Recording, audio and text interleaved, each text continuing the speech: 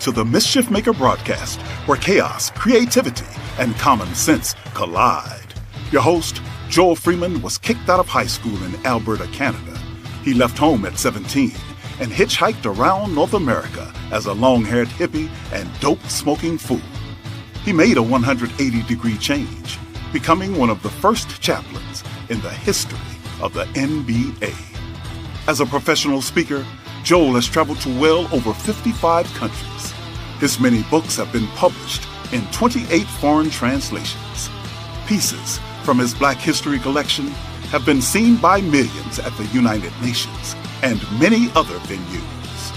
And now, the Chief Mischief Maker himself, Dr. Joel A. Freeman.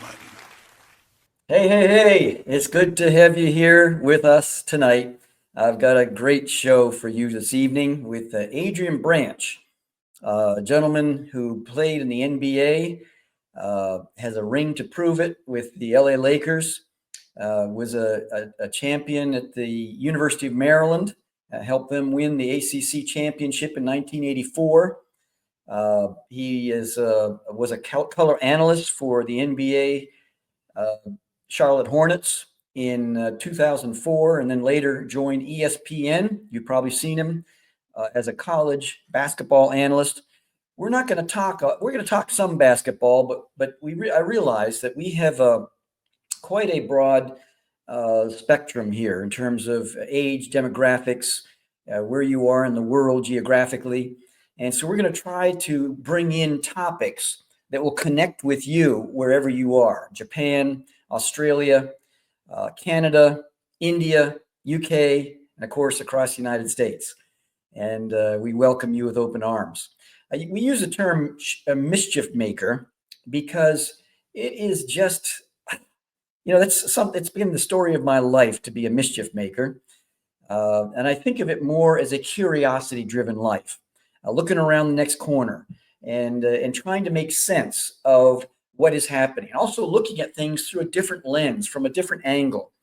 And so hopefully throughout our times together, and of course tonight to this show, that you'll be able to see the life of an NBA player, a basketball player that played all around the world, through a different lens. And so before we do that, I'm a bit of a songwriter on the side. And so tonight we're going to play a song that I wrote and produced. And so Mel in the background as producer, incredible human being. Mel, could you put that song on right now? Driving home on a rainy night, lost control, headlights in flight. Saw the year on the final side of the dash, spun around, eyes closed, no crash. It's kinda like being shot at and missed. Heartbreak came when he walked out the door. Love was lost, that's her on the floor. Healed over time, found the love that's true. Nothing's wasted, God got it through.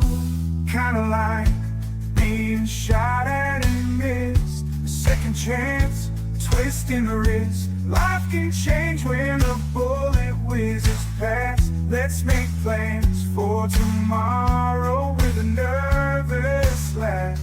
Cancer scared, thought his time was near. Doc said it's benign, took the edge off his fear. Faced mortality, looked death square in the eye. Feet on the ground with an eye towards the sky. Bulletproof until it's my time to fly. Kinda like being shot at and missed. Second chance, twist in the wrist. Life can change when a bullet whizzes past. I'm making plans for tomorrow with a nervous laugh. It's kinda like being shot at and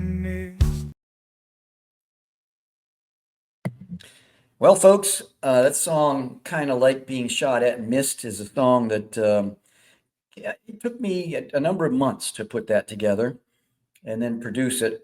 But it really comes from my heart, just thinking about all the people. In fact, I'm sure you have a story that you could tell where you felt like you were shot at and missed in some way, a car accident or just whatever, a relationship situation. Well, tonight, I'd like to bring Adrian on right now, spend the rest of the show together with Adrian. Adrian is a dear, dear friend. We've known each other for I don't know how many decades, but it's been a friendship that has been enriched through many conversations, many ups and downs, and all arounds. And we have a lot of the same friends. We kind of run in the same group, and it's really a joy having you here, Adrian. Man, thanks for having me. I love that you sent that lyric to me, and that's big time. I love that one. So congratulations to that one. By the way, it's been over 30 years. 30 years. Oh my So goodness. you and I That's teamed up crazy. before cell phones, before the internet. Remember the 8-track tape back in the day, Dr. Joel? I do. I do. Yeah, it's not bad if you had an 8-track. It's bad if you still got an 8-track. So hopefully you got rid of the 8-track. Leave it to Mel. Leave it to Ring the Bell Mel. So, Adrian, you have been around the horn a few times, and I just wanted to one of the things am intrigued by is when did you know you were better than good? Do you remember the moment in terms of basketball when nowadays ESPN, they have everything from left-handed ping pong players to whatever, Yeah.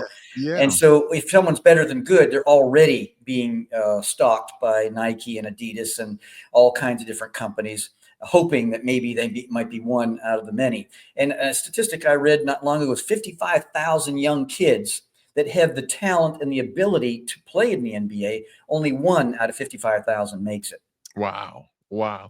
Well, to answer that question, I remember one day James Worthy, Hall of Famer with the LA Lakers, we were talking and he was telling a story that Sylvester Stallone at the time, this is 80, so this is 1987, my rookie year with the Lakers, and we won the world championship. During the season, having that exact conversation, he told the story that Sylvester Stallone always knew he was going to be a star. James Worthy said at the time he always knew he was going to play in the NBA and have success. He went on to have a Hall of Fame career. And at the same time, I'm 23, but I always knew I was always going to be an NBA player. And I always knew I was going to have a beautiful family because my own family struggle was a lot of chaos and a lot of confusion. Mom and dad did the best they could. They had limitations. They loved us. But for many, many years, 2 + 2 didn't equal 4. It equaled 22 in my house. It should have been equaling 4.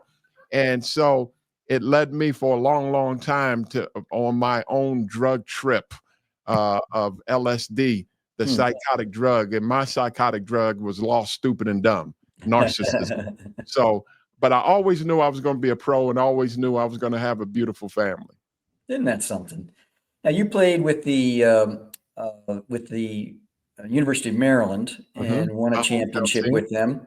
You played alongside Len Bias. Could you tell us a little bit about that story and what was it like with Len on the court and off the court?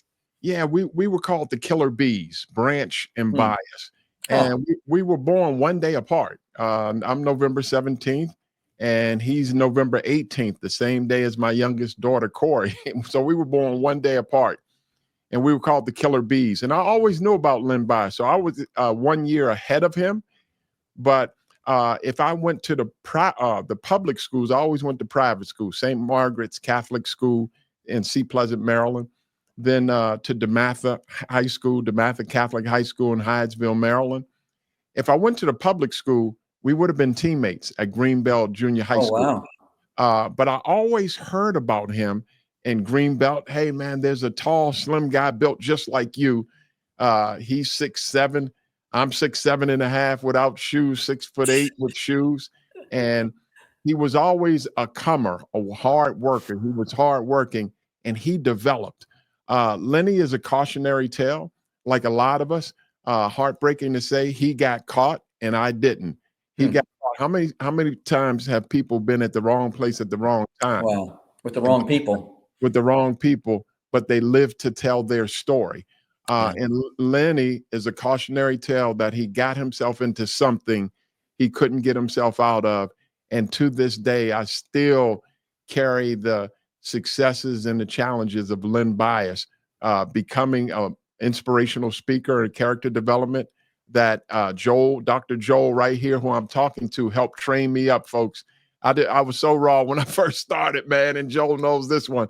So I'm in the ministry, and I got me a deck of cards. So, I'm like, we're talking about God, love Jesus, amen. And after, I'm like, all right, 5, I'll get you 10. Who want to roll with this one? Let's go, dog. Let's throw the bones. And you and Coach Sam Sample were so patient with me. But going back to this, Len Bias was a cautionary tale. Was he as great as Michael Jordan? Yes. Would he have been as successful as Michael Jordan? I'll say this. Michael Jordan is right here.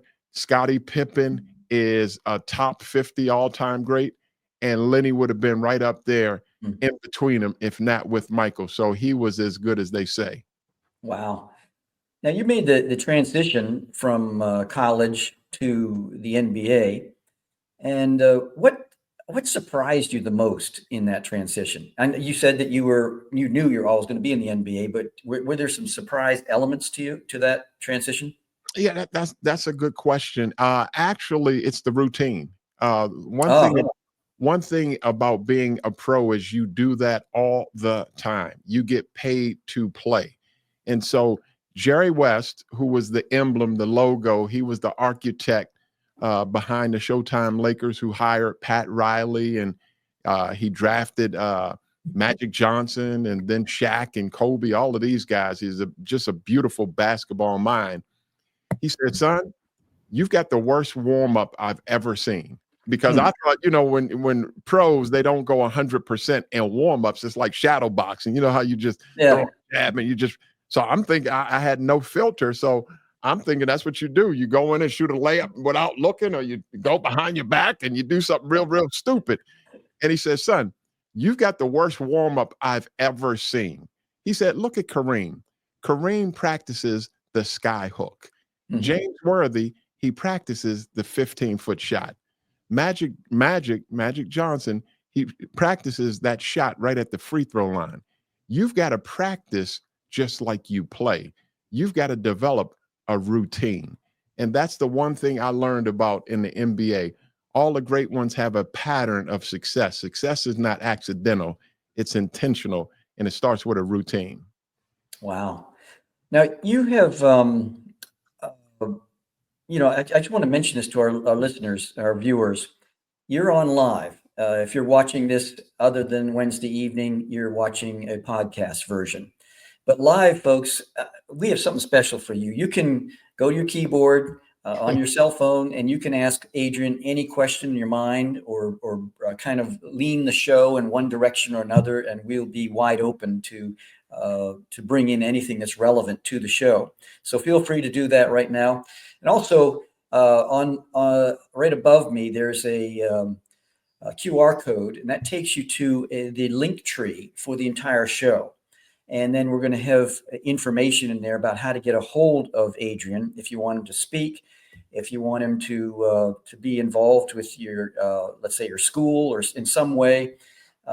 He'd be very happy to entertain any proposals or offers that you have for him in that regard. So what was it like?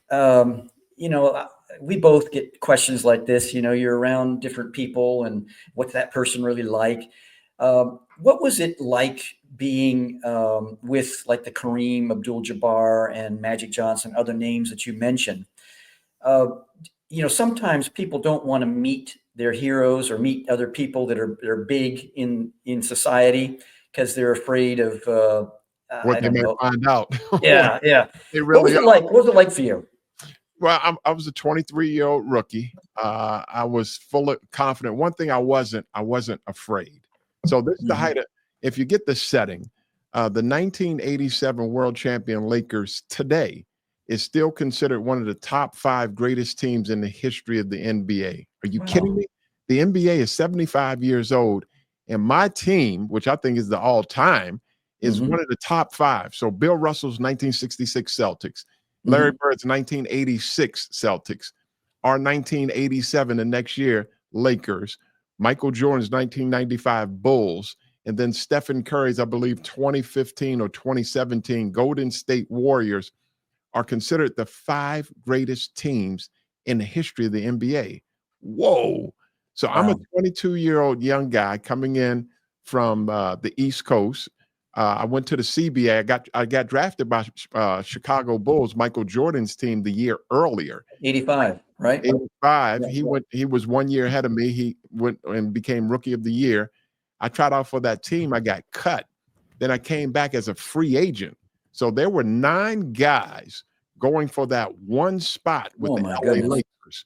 But one thing I had, and that they said, is that they called me Scratcher, because I came in and said, man, this guy's a scratcher. He can't play. You know, that was another word for scrub. This scratcher can't play. So they said one thing about Scratcher, he wasn't afraid. And so I had that because I was cut 1 year earlier. I knew what it took to try out. It's like, don't be afraid. Don't be afraid of failure. Don't be afraid of success.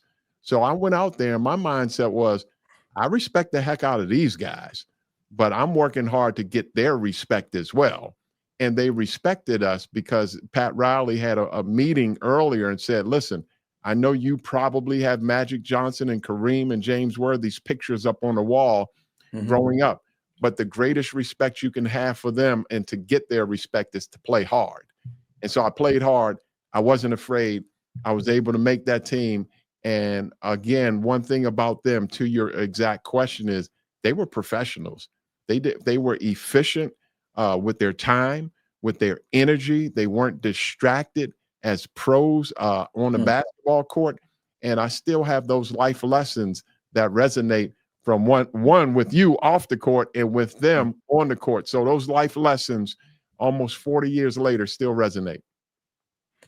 I remember once, because just for the benefit of the audience, I served for 20 seasons as chaplain for the Bullets, the Wizards, from 78 to 98. And I remember once I was interviewing Wes Unseld for my radio show, and I asked Wes a question. I can't even remember what the question was, but his response was, you have to have a big ego to play at this level. And at first I was like, oh, Wes, what are you talking about? You got to have a big ego to play at this level. He said, and at that time, Michael was ruling the NBA and the world. And he says, if you're going up against Michael Jordan tonight, and he said, and he slams all over I won't use the words he used, but he says his tongue hanging out. And then you end up on a poster in Walmart somewhere with him slam dunking over you. He said, you have to go into that game feeling like Mike's getting old. His knees are, his wheels are falling off. I'm going to take him tonight. You got to have that attitude going into the game.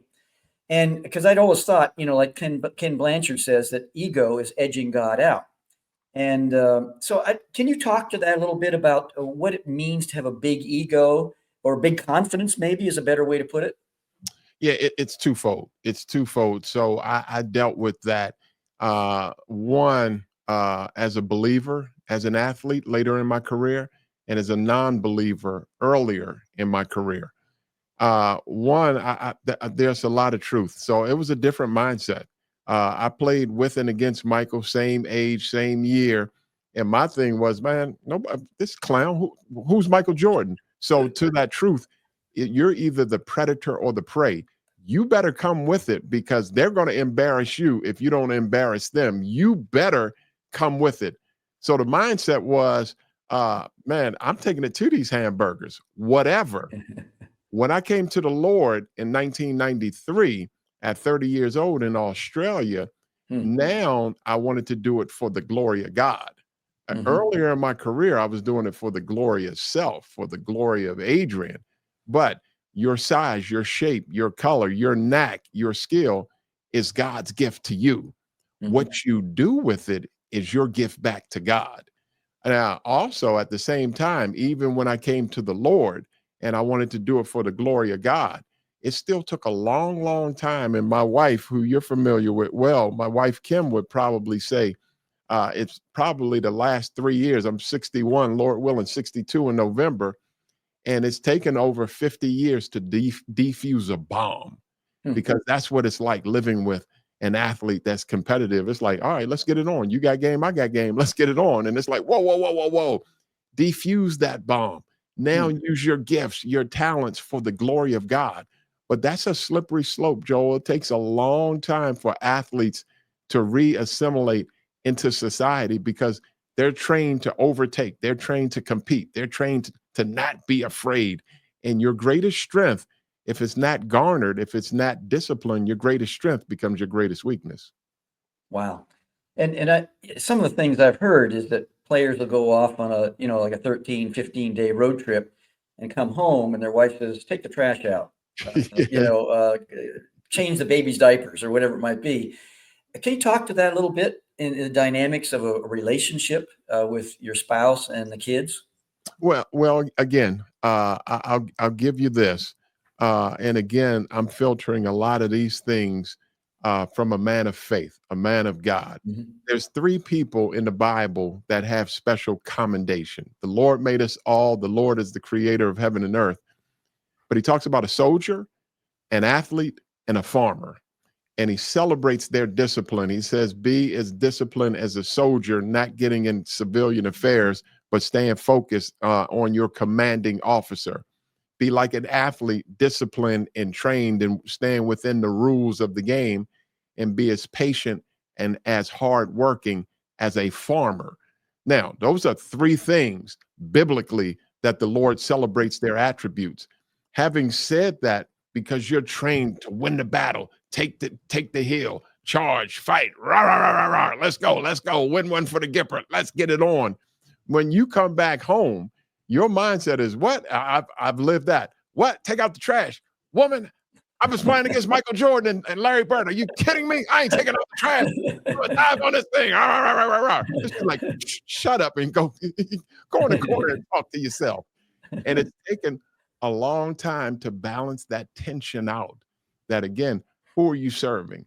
How's it working for you? Do you want to live in a household all by yourself? Now, I'm privileged to be with my wife for 40 years now. Wow. But it hasn't been easy. No, she's the strongest woman I know, dealing with a person, remember, who was on that LSD trip, lost, stupid, dumb, narcissism. And it's taken a while to defuse a bomb.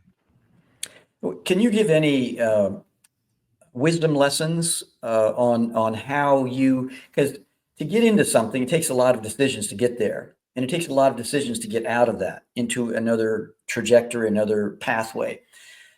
Is there anything you can share with myself and our listening audience on what you learned through all that? Any advice you can give to someone who's a hard driving business person, comes home and experiences kind of like an NBA player, playing and working at a very high level. Yes. And then coming home. Can you give any advice? Yeah.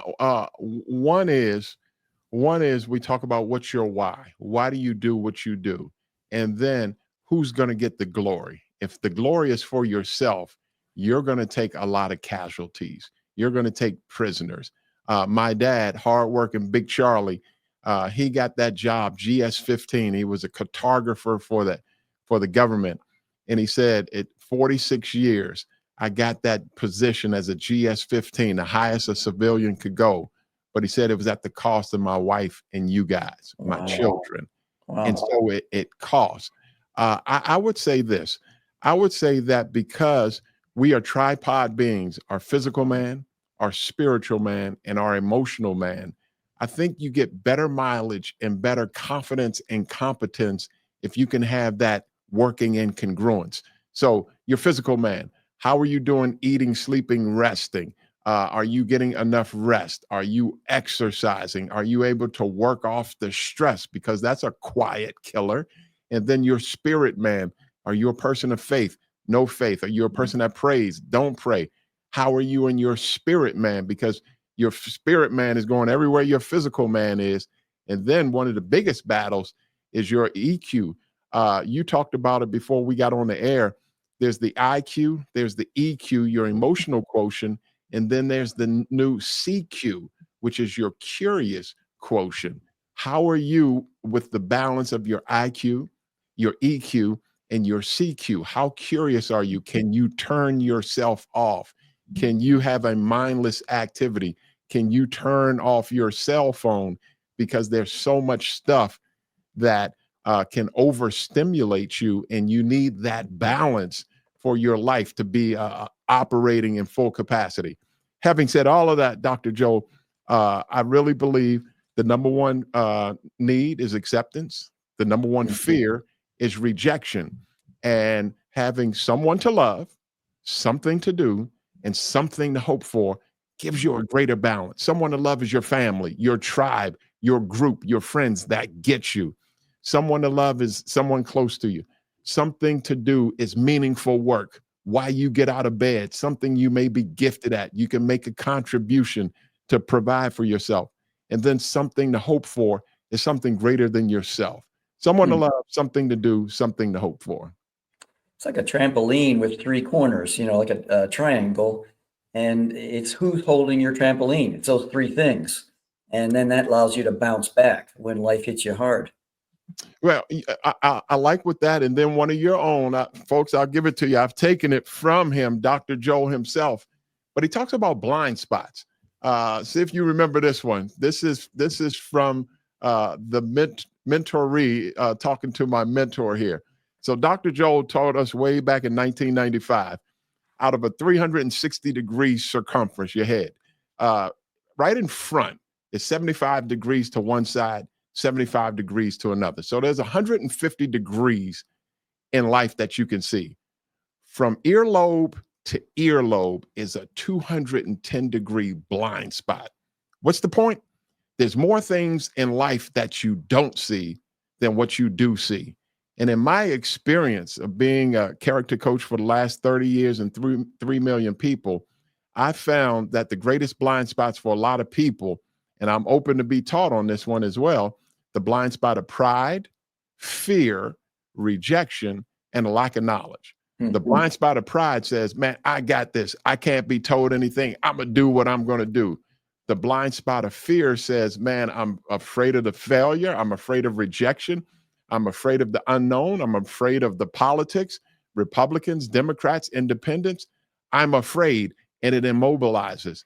And then rejection, so many people are walled up because hurt people, and they're rejected because they can't receive good advice and they don't want to hear good advice. So rejection leaves a blind spot. And then a lack of knowledge is a lot of people perish from not knowing what they don't know. That's, folks, I hope you're taking notes. This is good wisdom, pearls of wisdom from Adrian Branch. Folks, we're going to take a little break, and we'll come back. We're going to talk. We have a question from our audience about playing in Australia. But before we get to that, I want to talk about the art and the science of trash talking. So we'll get. So you like talking dirty, Dr. Joe? You better. I just said how pristine you were. Now you want to talk dirty. Wow. We're coming back to talk about trash talking, but Mel, hit it.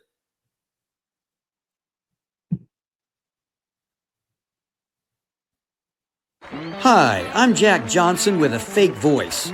Want to hear my real voice? Order the booklet, Jack Johnson Speaks, and you'll receive a secret password to hear me describe in my own voice the 15th round of the fight of the century. 20,000 showed for a fight that was promising.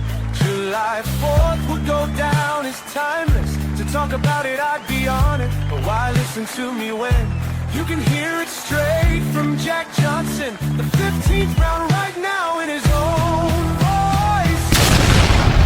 Welcome to the fight of the century. In this corner, we have... Well, here we are back again. Just want to make talk a little bit about this Jack Johnson piece. If you're in the United States, go to jackjohnsonspeaks.com. or outside the United States. And there'll be two options. One option is to go, are you in the USA? Second option is, are you outside the USA?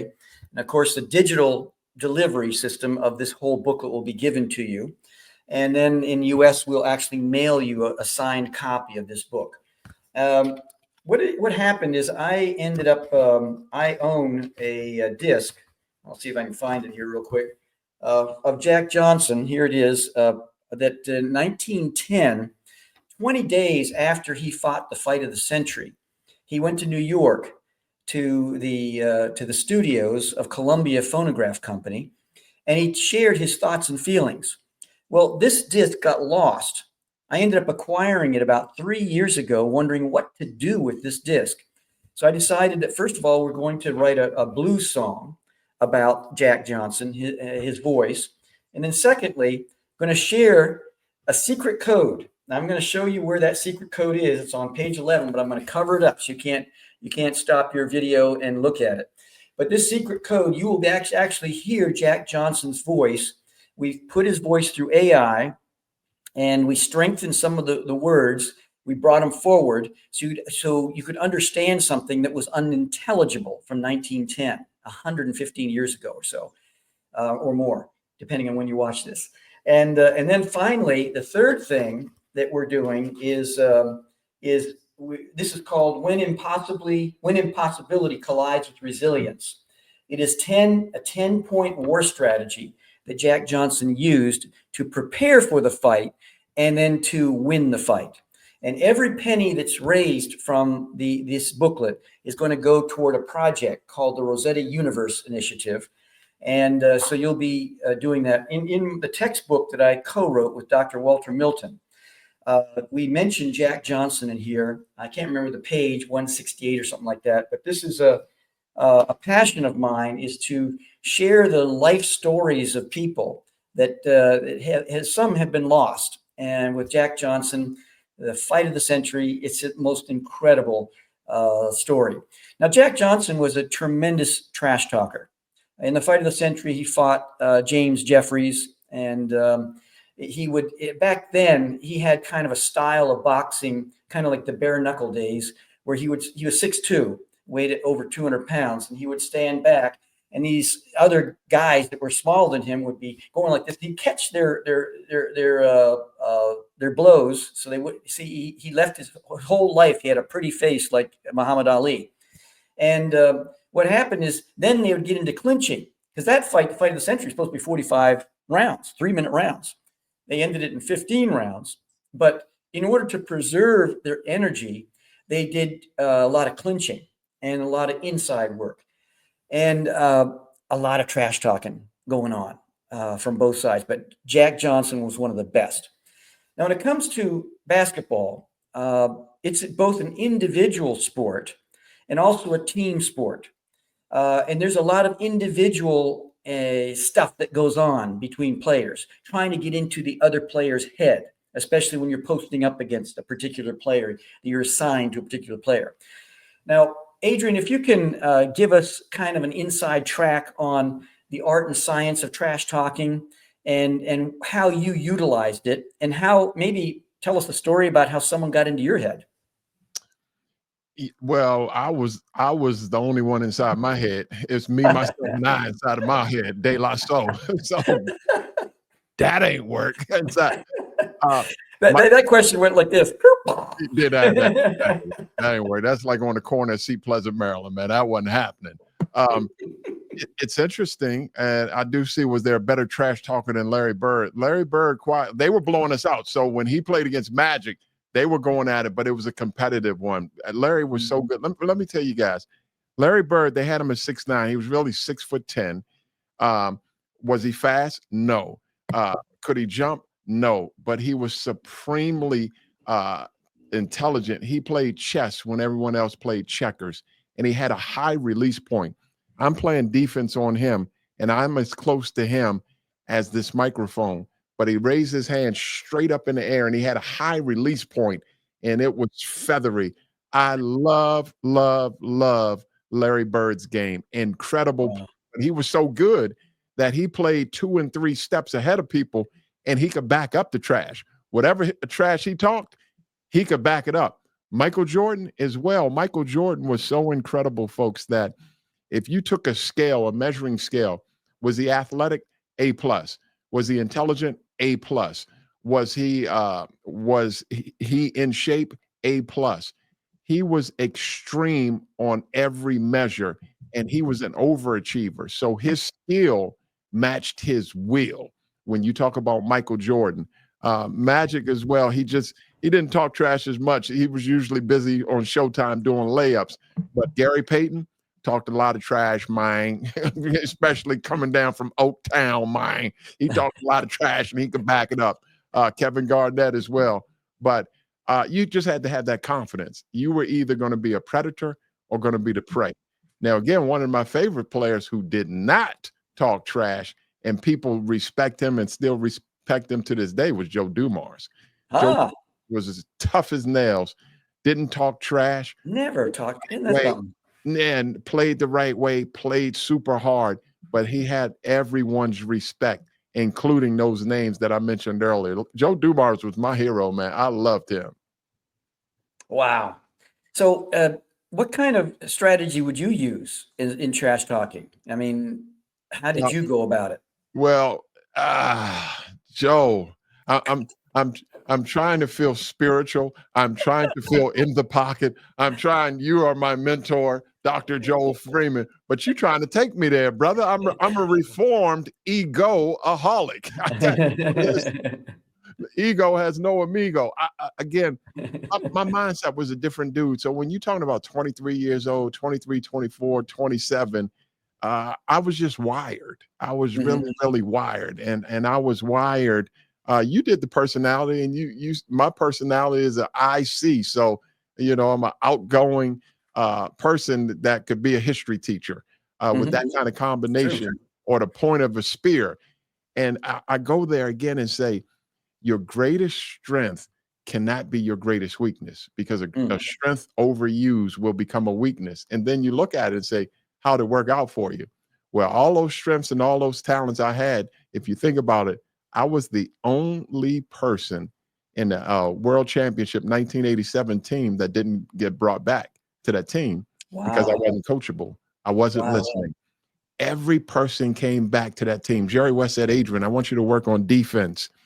And in my young, foolish mind, I said, I want you to be like Michael Cooper, who just went into the Hall of Fame. Congratulations, Michael Cooper. He was the Defensive Player of the Year at that time. And we had the same type body type, 6'6", 6'7", long, slim, and athletic.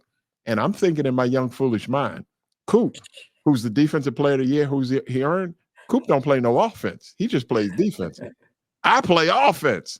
I go out and score 55 points in the LA Summer League in 3 quarters. I was shooting 3-pointers. They do it every day now, but back then in 87, they didn't. Had 55 points. Jerry West walks out and says, son, that's the worst performance I've ever seen.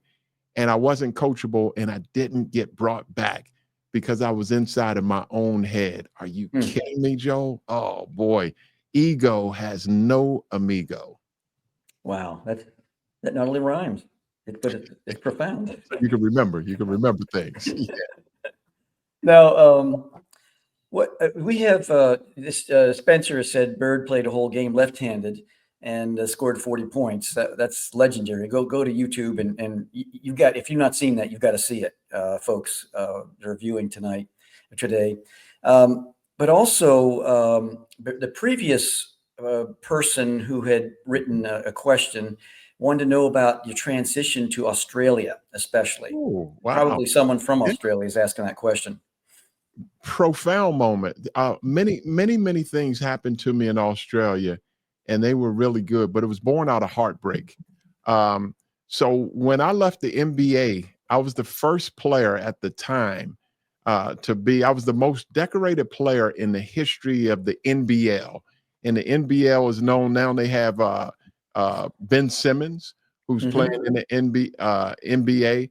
I played against his dad, Dave Simmons. And Dave Simmons was, watch this, he was a combination of Larry Johnson and Anthony Mason. He was a straight bull, a straight beast. So Ben, is a buttercup in comparison to his dad, because his dad out of New York was a rock, even though Ben, we're still waiting for him to launch, and gifted and talented.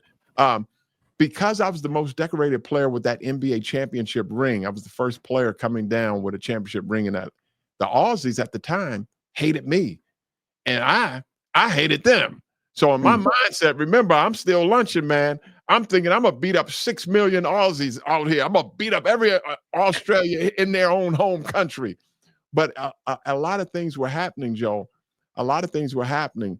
The Lord was allowing pressure in my life that I could be broken unto him. So they hated me. And every day in Australia, there was a little Catholic church, my background. At the time, I'd go into church right before practice, 10 o'clock practice. I'd go in that church right on the way to practice, say, Lord, give me self-control, because I'm going to kill one of these guys. The thing was, he was allowing that pressure to draw me closer to him. The next year, I played there for 3 years. The next year, I invited Christ into my heart. The Bible started to become fire to me. I started reading Leviticus, Exodus, and like my Uncle Red said, the book of Eclectics. What's it called, Dr. Joe? What's it called? Eclectic. Ecclesiastes. And what it was, now watch this. I'm very, very proud of this. For the last second half of my career, remember I said there was one before I came to the Lord, and there was another mindset after. Dr. James Naismith, the inventor of that great game of basketball that's worth over $1 billion now. Dr. James Naismith around 1897 invented the game of basketball for 2 reasons. One, the national pastimes at the time was football and baseball. So he wanted to bring the athletes indoors for the harsh winters to keep them in shape. The second reason Dr. James Naismith invented the game of basketball was for a message of hope, to lift up the name of Jesus, win men in the gym. And I was so proud of that even today, I try to behave in the spirit of Dr. James Naismith. Yes, I love sports. Yes, I love being competitive. But the whole thing with basketball, the true intention of it was to lift up the name of Jesus. And I was very proud of that. And that's what happened in Australia. My daughter Kylie was born in Australia, and I came to the Lord in Australia, and then eventually ran into Joel, Dr. Freeman, that developed me as a speaker and communicator 2 years later. Wow, I didn't realize that was that close. You never George, asked. I would have told you, but you never asked me. You should have asked me.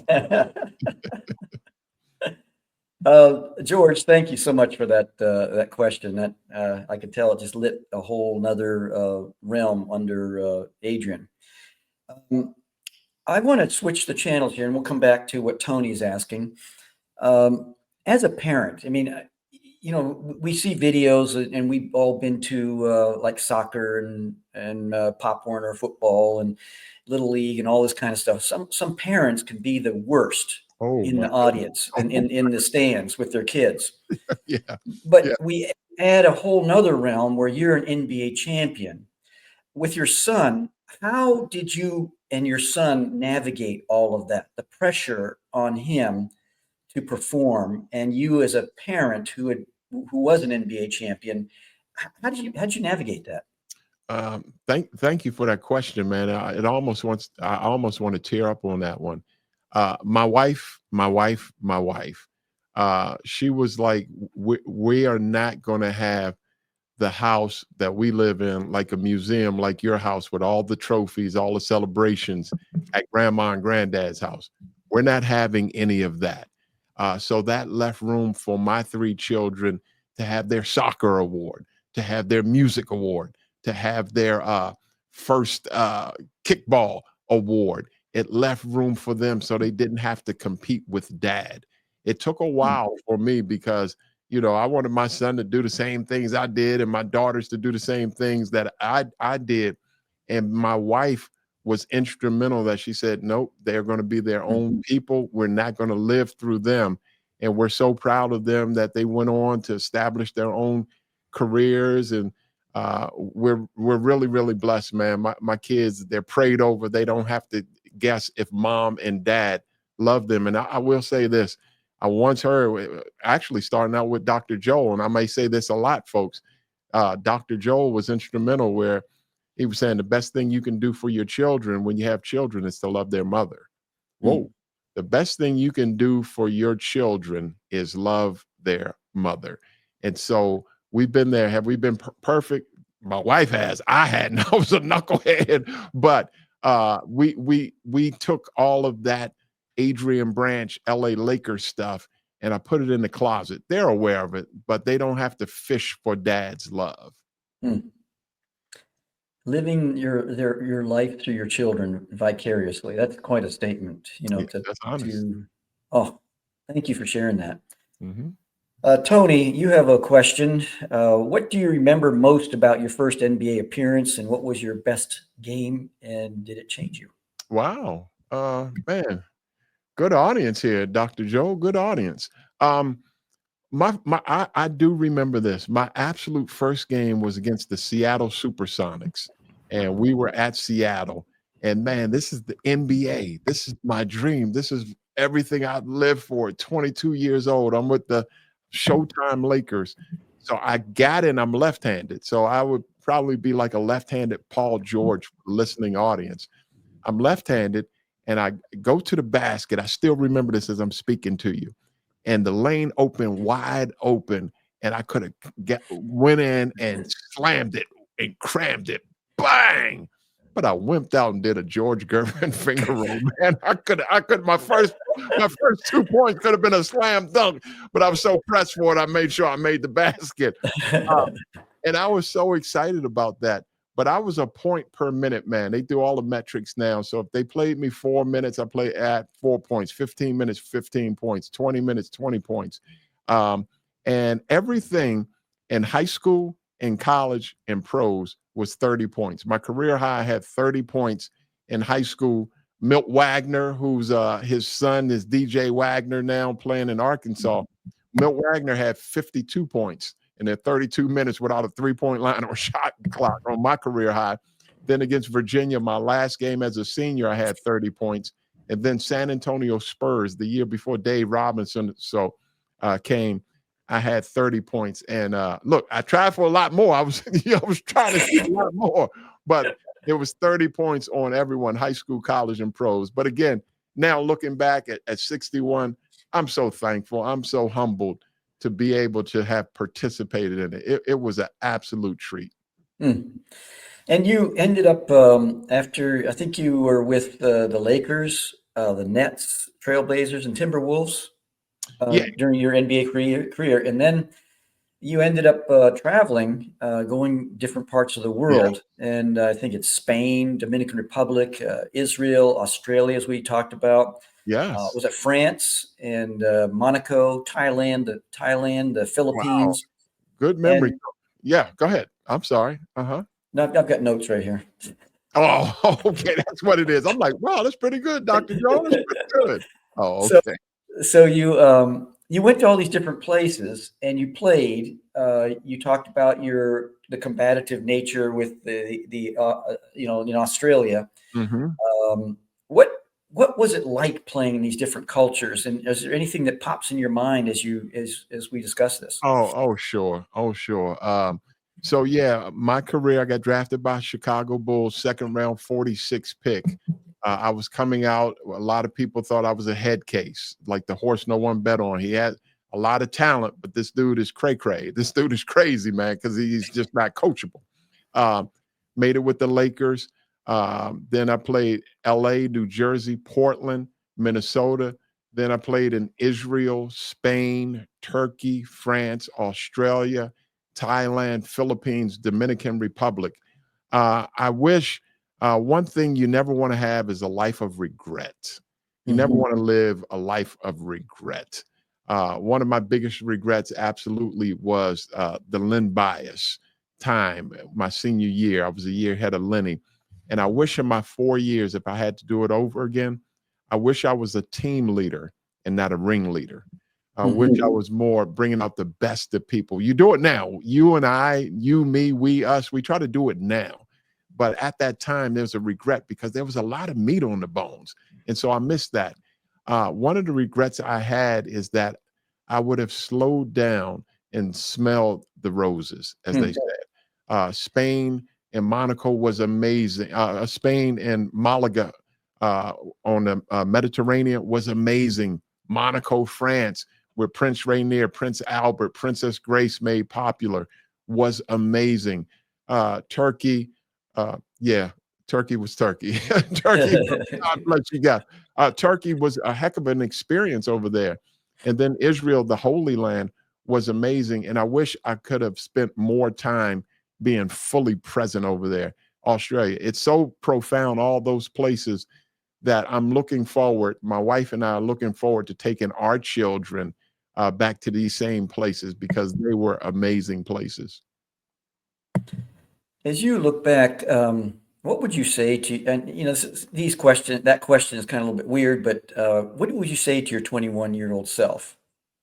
Calm the hell down. I'm the hell down. What are you doing? Self-sabotage is a beast, man. Self-sabotage.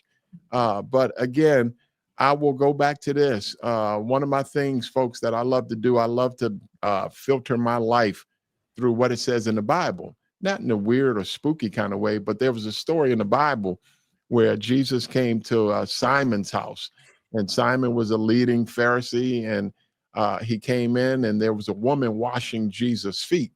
And Simon said, hey, if this guy was a prophet, he'd know that this woman leads an unclean life. And Jesus tells this story where I'm going. He says, Simon, I've got something to say to you. He said, go ahead, say it. He said, you haven't greeted me with a kiss. You hadn't greeted me with a hug. You haven't acknowledged me, but this woman has acknowledged me. And he said, there was two people that one had $1 million debt, another one $100 debt. Neither one of them could repay it. Both were forgiven. Who would love him more? And he said, I suppose the one with the larger debt. He said, you answered correctly. And like he said, you didn't wash my feet. You didn't anoint me with oil. You didn't greet me with a kiss, but she hasn't. And he said, he who has sinned little is forgiven little. He who sins much is forgiven much. And so that's my story, Joe. I was a real gutter ball, man. I was a real cruddy dude, missing a lot of people, relationships, and opportunities. But now it is well with my soul. Love God, love people. Am I perfect? Oh, absolutely not, man. I ain't perfect, but I'm forgiven. And that's my heart's passion, man, to carry out like Dr. James Naismith. How are you doing? Do you like what you're becoming? Do you like what you're unbecoming? And that's my passion. I may have missed it on the court, all I could be, but I'm not going to miss it off the court, all that God created me to be. That's deep, to celebrate what we're becoming and then also celebrate what we're unbecoming. That's very deep. Thank you for that. Absolutely. It's sober judgment. Man, we were walking today. My wife and I get a chance to do a lot of walking.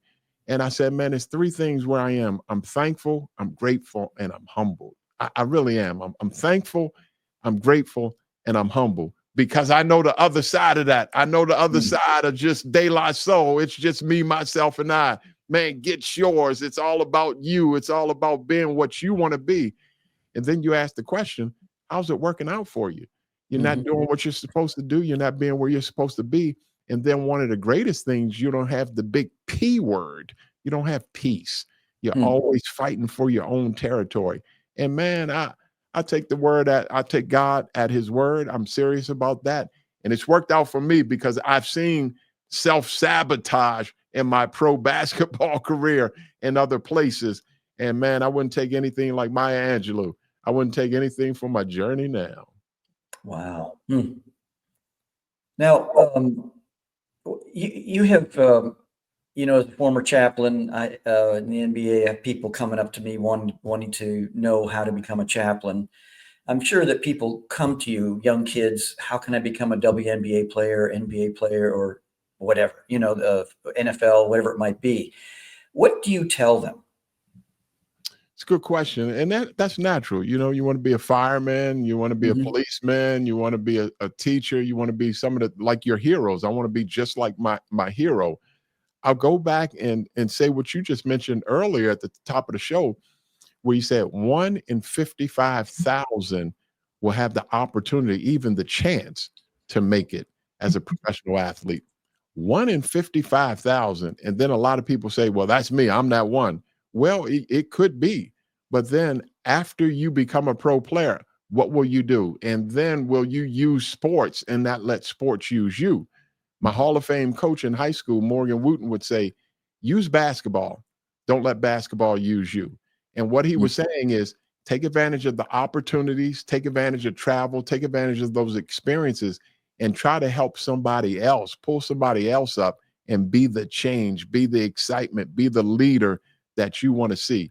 For those people that want to play pro basketball or pro sports or the next level, I can't tell you that you're not going to be the next whoever, Serena Williams, Mia Hamm. I can't tell you you're not going to be the next super duper star. But if it doesn't work out, what's your plan? And then even if it does work out, what's your plan? Use sports. Don't let sports use you at whatever level you happen to be at. And for people in our international audience, that includes cricket, football. We have American football, and we have football, soccer overseas and in U.S. and Canada. But just that's great wisdom.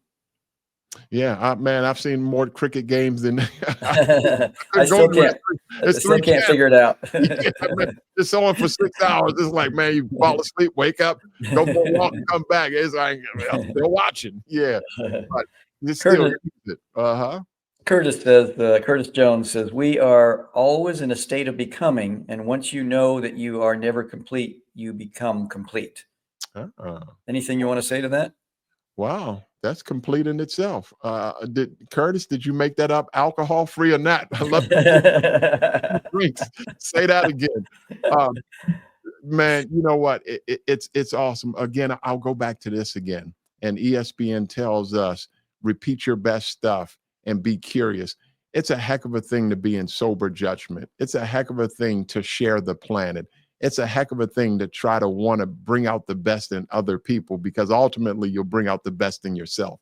So with that one of trying to become, like you said, what are you becoming? What are you unbecoming? Thank you, Curtis. I think he's got some genius somewhere in there, Joel. We got 2 minutes left. Finally, what's next for you? What projects, passions, messages are you most excited to share with the world right now? Oh my goodness. I'm a dreamer.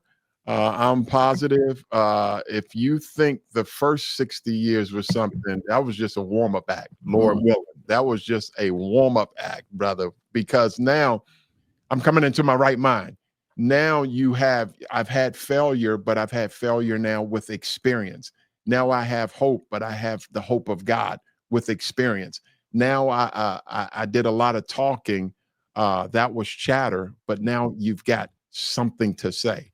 So if you think that was something for the first 60 years in Christ, Lord willing, brother, you ain't seen nothing yet. So I want to love my best love to God and other people. I want to see what my children become. And I want to continue to make a difference in the world. And I'll leave you with this quote. I love this quote. Don't walk in front of me, I may not follow. Don't walk behind me, I may not lead. Just walk beside me and be my friend. On that note, folks, we've just talked with Adrian Branch, and I'd like for you to go to the link that you see. If you're on your laptop, use your cell phone, put it up there, and it'll take you straight to the Mischief. It's called chiefmischiefmaker.com. That there's a link tree there, and we're going to be including information on how to get a hold of Adrian. Adrian, what's your website?